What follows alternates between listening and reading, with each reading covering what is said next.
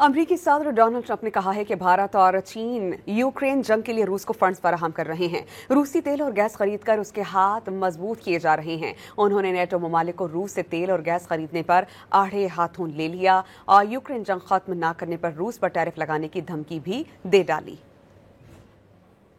Also been working relentlessly, stopping the killing in Ukraine. I thought that would be of the 7 wars that I stopped, I thought that would be the easiest because of my relationship with President Putin, which had always been a good one.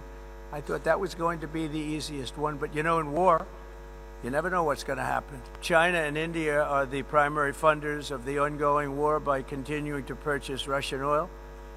But inexcusably, even NATO countries have not cut off much Russian energy and Russian energy products, which, as you know, I found out about 2 weeks ago, and I wasn't happy.